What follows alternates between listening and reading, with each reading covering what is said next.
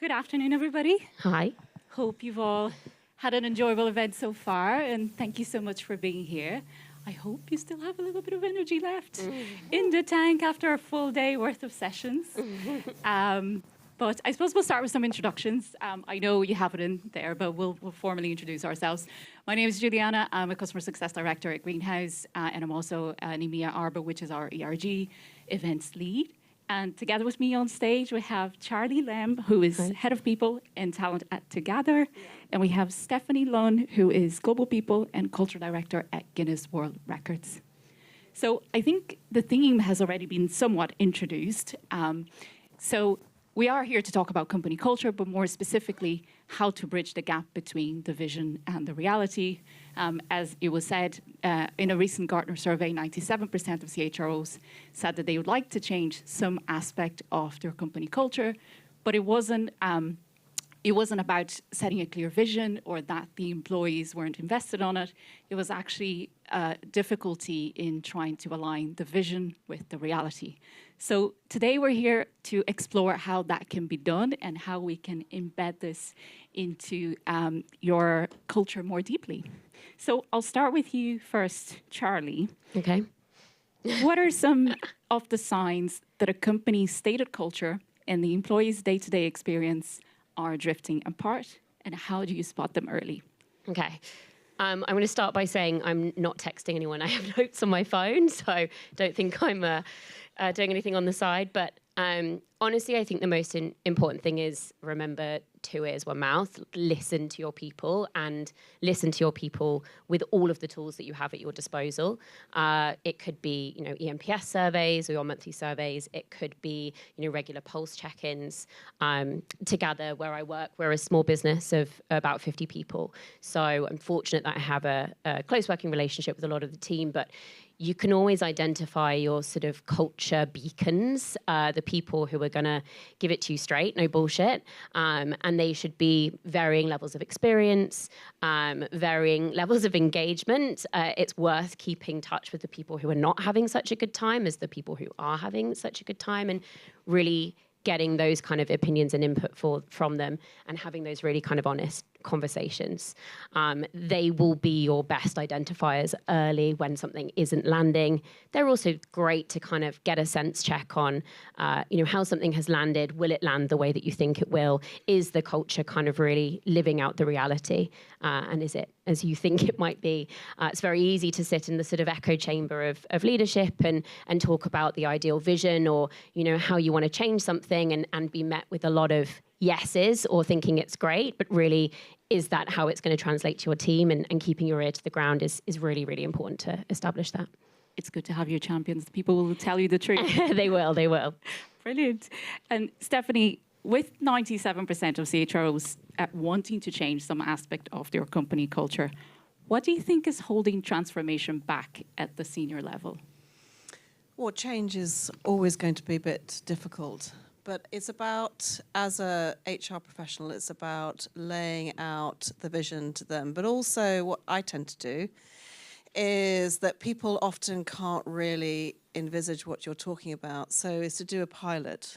So I tend to do little pilots, and then I, get some feedback, and then I go back and I present, this is what we would like to do, and this is the pilot, and this is how it worked out, and this is what we can do better next time.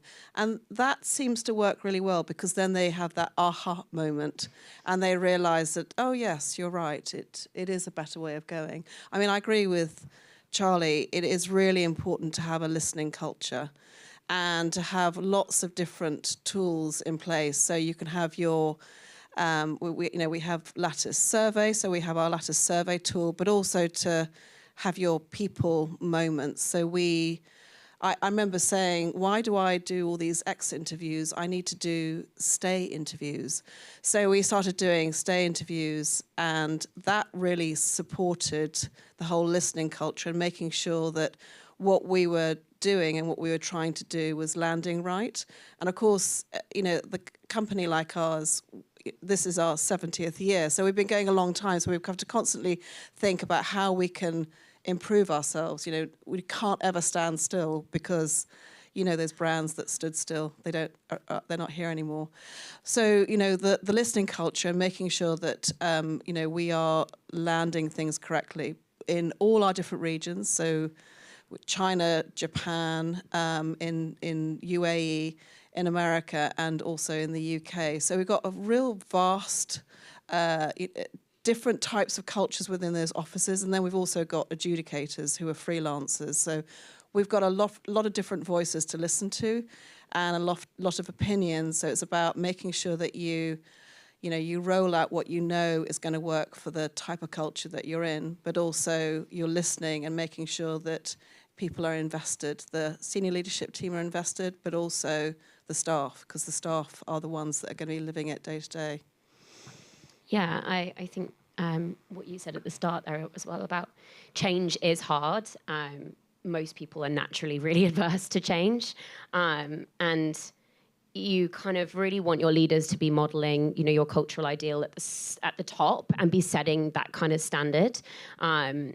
And there is really no harm in communicating what that kind of cultural ideal and what those goals look like to the wider business. But you just always need to explain why, because why you do anything is so important to the team. And, say you relaunch your values or you change your mission or whatever it might be that you think is this amazing thing and you think it's going to land really well. But unless you're telling the team why and bringing them along in the journey for you, then there's kind of really no point. Yeah, exactly. And Charlie, I'll stick with you. Can you share an example of a policy or ritual that brought your cultural values to life, and what do you think made it so effective? Yeah, for sure. I think on values in general, I think every business has values now as the kind of culture directors.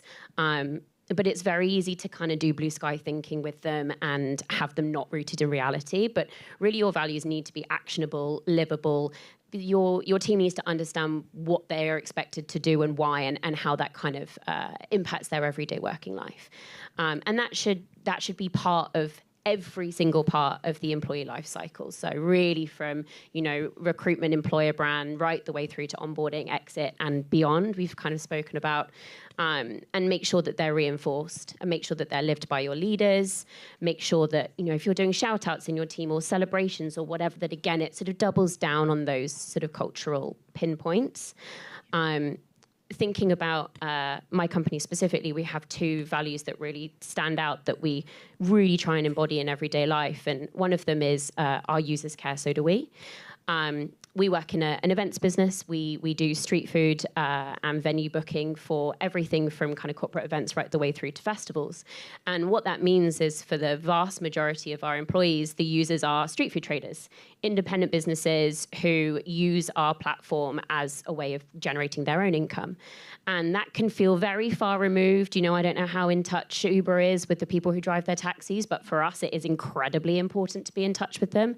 We want the team to understand why they're doing what they're doing, and we want them to understand their users so that they care. So we invite the street food traders into our office. Obviously, we pay them to kind of cook for our lunches, but we want to hear their stories, why they do what they do, why they have kind of moved away from, a lot of them used to be accountants or work in a kind of 9 to 5, and now they have their own independent business and rely on us. So really being able to empathize and understand their end user is a really important value of ours.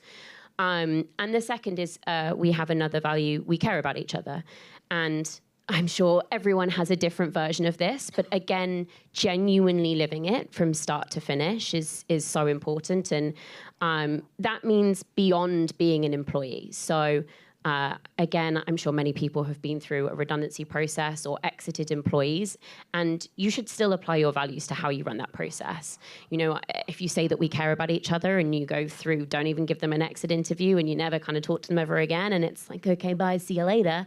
It's not kind of ringing true to what you're saying your cultural values are. We stay in touch with all of our employees who've left. About 5% of our workforce has actually returned to us from other jobs because they had such a kind of great experience throughout that whole process. And even, when you kind of look at redundancies, you have to look at it through that same lens. How are we showing them that we care about each other, and what can we do to kind of make that happen?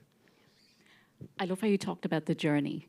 and the whole process from the start and through the time that the employee is there, and even afterwards. I hadn't heard about that one before, but it's lovely to hear that you have that. So at Greenhouse, and for those who didn't get a chance to meet our team earlier today, we are a hiring platform. Sorry, the best hiring platform. And we're big believers that company culture starts early with talent acquisition. And in my role as customer success director, I spend a lot of time talking to customers on the day-to-day about creating a positive candidate experience. And that could be about creating a really efficient hiring process so the process is much faster for them. It could be about transparency in the communications so the candidate knows where they are in that process. And we've recently launched a great portal, shameless plug, where candidates can see where they are. It's also about creating a really positive onboarding experience where they already feel, before even being in seat, that they are part of the team. They already know what to expect. So I'm interested to hear your perspective on this, Stephanie. How can you support an amazing candidate experience that improves the hiring process and creates more efficiency for hiring teams as well? That's a really good question because, of course, we want to make sure that it is a good experience because people who don't get the job, they've got lots of opportunity to maybe reapply for another job. We have definitely improved our efficiency without a doubt, but we also, in around 2021, we implemented quite a sort of strict D&I process. Because we wanted to make sure that we opened the doors to as many people as possible. We made sure that our culture was completely welcoming. So we have the first interview is obviously with one of my team, and this is a global strategy, and it's always on Teams, but the candidate's camera is off and the candidate's name is just their initials. And that is recorded, and then the manager gets to watch that, but they're not watching, they're only watching the recruiter. But the whole point of this is to make sure that we don't have bias at the beginning of the journey. And from talking to people who actually gone through the whole journey and then they've got the job, they are really impressed with our commitment to D&I and making sure that it is the skill set that is really, brought to the fore. So there's that process, but the efficiency is very important. You need to get back to candidates. I have to say that as somebody who's done a lot of interviewing myself, obviously I've been around in this profession for a while now, and I've attended a lot of interviews, and I get very disappointed by the lack of feedback if you don't get the interview. So I think that's really important. So I'm always talking to the team about make sure you give some feedback and make sure that you personally give the feedback. You don't rely on the recruiter if it's through a recruitment company. I think that's really important so that they have that ability to understand maybe why they weren't right for the role. They're probably a great candidate somewhere else, but they weren't right for the role. And then the interviewing process with the manager is also really important. So the manager needs to be prepped. I don't want any manager going into an interview with the CV being hot off the printer, that they've not had a chance to sort of look and think about the questions. So it needs to be really thoughtful. And so we do a lot of training with managers on how to interview properly, how to interview well. And then, of course, there's the offer.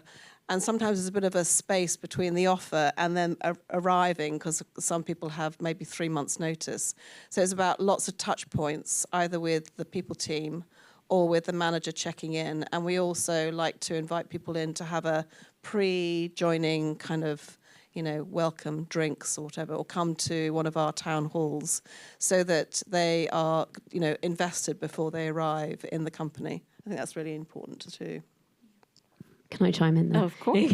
Great. I mean, I could wax lyrically about this. I think it's a different problem in different businesses, and what the the promise of what you're claiming to be as a business versus the reality of what it's really like, I think also depends on your brand power. I remember a tale, I mean, it must have been years ago now. I think Barclaycard used to have like a 10-page application form because they had so many applications that they just wanted to see how committed people really were to working there. So they'd have a huge kind of drop-off rate. Working for a 50-person business now, who most of everyone has never heard of us, a lot of what I'm doing is building the employer brand and kind of building the sell, right? So right at that early stage post-application, phone screens were all done by me.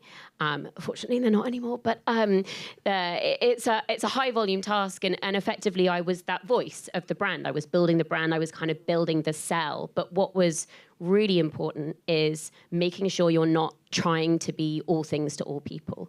So just because you're trying to build that brand, you're trying to sell, you're trying to get buy-in, you're trying to get commitment from the candidates, does not mean that you should sort of sugarcoat what the experience is going to be like. There is absolutely no point if a candidate is saying how collaborative they are, they like to work in a team, that all of the time they like to rely on other people, and actually your business is super autonomous, and people who are going to kind of, thrive in that environment, therefore they're probably not your person. I think as well with exactly what you were saying about D&I, you want to make sure that you're an inclusive workplace, and a lot of people have defaulted that to their ways of working as well. But you can't be all things to all people, and you should not pretend to, because ultimately that's going to end up in a real disconnect of what someone's expecting from their employee experience from the recruitment process versus actually the reality. So make sure through that interview process that you're really defining exactly what it means to work for you, the good, the bad, and the ugly. Loads of people put it on job ads now. I see it on LinkedIn, this is what it's great, but this is how it's great to work for us. This is what you might not like. And honestly, it's better that you maybe get 10 to 20% less applications because of it, because hopefully the people that then are going through the pipeline are going to be more relevant and more aligned to how you want to work. Because it will also become evident very soon, right? Yeah. You might sell the dream in the beginning, and then they'll know. You definitely don't want to do that. And also, we I think the chemistry meeting with the team is really important. So making sure that they're not just meeting one person, their manager, and they might really like the manager, and then they come on their first day and they meet the team and think, So you want them to be able to meet with the team, and we always break the ice by saying, team, just be completely honest, and then, as we say to the candidate, ask them anything, ask all the questions that you really want to know about, the answers that you want to know about, because I think it's very important that they do understand exactly what it's like to work for the company. People know our name and they know what we do, but they don't really know what happens, in the organisation. I think it's really important that we make it very clear and transparent. So honesty, transparency is very important throughout the process, but also that there are touch points. We've made our inductions much longer. They used to be a couple of weeks, and now we've made them 2 months long. And that gives them the opportunity to meet a lot of people. So the recruitment process carries on through into their first part of their probation period. And this happens, in all our offices. So we have people meeting people from other offices, people from different teams. So it's not just confined to their one team or perhaps the department that they're working with. They meet a broad scale of people because we have the book, which you'll probably know about, but we also have digital platform. We're quite well known on Snapchat and YouTube, etc., Instagram. And then we also have an entertainment division. And then we also have a shop. And so we have all these different departments that make up, and then we have different countries that make up the whole of the brand. And I think it's really important that people get to meet all these different faces and voices and hear their opinions as well. And that sort of helps with the engagement and the buy-in, the love bite, the GWR love bite. I think we've kind of answered already the next question then, which was exactly what I had. But interested, Charlie, if there's anything you'd add to it. How do you think organizations can ensure that continuity happens, in between the beginning when you talk about recruitment and onboarding through long-term engagement? Honestly, I think defining what those milestones look like, and again, it was talking about values, just making sure that you are kind of practicing what you preach and that there is consistency in kind of every step of the way. Is no point, again, kind of having this kind of great, maybe like a bit of a loosey-goosey interview experience, and then someone gets onboarded with a huge amount of structure, and then you're like, oh, bam, we've also got these values, by the way. Did you know about them? It does need to be kind of consistent, and that every person in your business and every touch point that you have that this new person is kind of experiencing is kind of seeing that along the way. It just doubles it down. And then hopefully by the time that they're kind of coming out the end of probation, they're also sort of, on board with how you work. They understand it. They've seen that great example from leaders. And it's a kind of continuous experience that they're going to then start emulating for everyone else new that they start to manage. Yeah. And you keep assessing that through the stay interviews, which are fantastic. Yeah, I love that idea. It's so good. Yeah, absolutely. And actually, so we have the Lattice survey tool, and we've actually just launched. We did our first Lattice survey in March, and we've just launched the new starter survey. So that goes out to our new starters, and it's questions like, is the job what you thought it was going to be? How do you find it? And I think that we do talk to them when we ask them, but I do find that a lot of people do find themselves they can be a bit more honest when it's not a human that they're facing, that it's a screen. They can actually perhaps articulate exactly how they're feeling. So it is really important. You've got these different touch points. You've got the manager talking to them. We've got my people team, and then also the surveys, etc. And people are very honest. People are very honest, and I think that's really important. It's important to have that listening culture. Whatever you do is to make sure that you're really listening to your people. And when you think about the vision for your company culture, how do you make sure that that vision is bold, but it's also realistic and aligned with operational realities? So, as I said, we're quite an old company, so it is really important to constantly be thinking, what's next? Otherwise, you're going to die on the vine.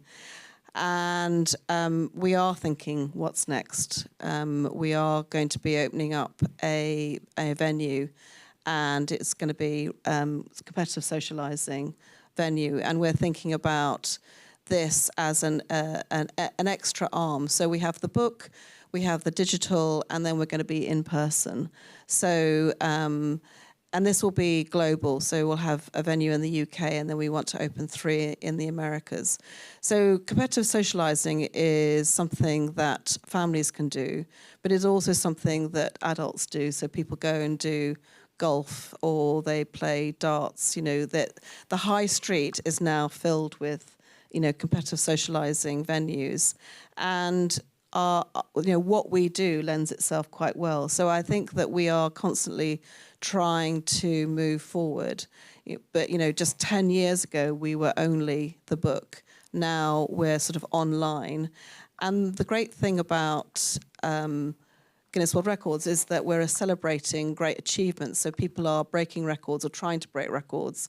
And you can watch a little 1-minute video on it, and it's achieving something awesome. We do also bring people into the office and we interview them, and that's great. So globally, people who are, close to an office in Tokyo or Beijing, etc., go in and they get interviewed, and then they show their record off, etc., whether it be, doing push-ups or doing the plank or doing juggling, whatever it is, because we want people in the company to feel close to the whole point, the whole brand, the purpose of the company. And that sort of helps with people coming along the journey of change. The very fact that things are pushing forward can be difficult for people. People like to feel invested, and they like to know what's happening down the line.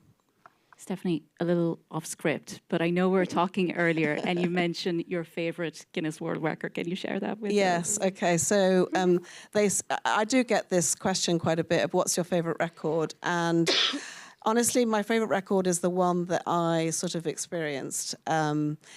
So every year I volunteer to stand at the finish line of the London Marathon. and we get to interview people who have applied beforehand to break a record, and they usually come across the finish line wearing some sort of an amazing costume. And we interview them, and then we check their time, and then if they get a record, we deliver the record to them, and their faces are just, it's incredible. Anyway, this guy comes across the finish line, and I'm sort of looking, and I'm thinking, is that? It is. It was it was one of the mini fridges on his back. So he did the marathon with a mini fridge on his back. And so first of all, I just thought, oh God, that's just awesome. So he was raising money for Help the Heroes. He was actually in the forces. So he did the marathon with this half a fridge on his back. And he takes it off to interview with us, and we awarded him the record, etc. His name's Sam, if you want to look him up in the papers or the online. And then we asked him just to sort of, stand over here, here's our logo, etc., so we can interview you and take some pictures and stuff. And I needed to move the little mini fridge just along the ground. It took 4 of us to move the little mini fridge, just like shunting it across the ground. It was that heavy. And then at the end of the interview, he goes, I need to go home now. So he puts the fridge back on his back, and he goes and gets the train. So he went back home on train. I went, where are you going to? He went, he was going to Surrey. So he was going to Surrey back on the train with the fridge on his back. So yes, that's my favourite record, because that was awesome. Thank you for that. We were just having a chat about this earlier. I thought it was a good story that we should share with everybody. Brilliant. Well, look, I think we're at time, and that brings us to the end of the session. I hope you found the discussion insightful, and if you wish to reach out to Charlie or to Stephanie after today, the Lattice team will have their details, and I believe they're both also going to be at the Fortnum in Mason. Oh yeah, with bells on. Never pass up Fortnum and Masons. So we'll see you all there. Charlie and Stephanie, thank you so much for your time today. And thank you all for being here. Have a good evening.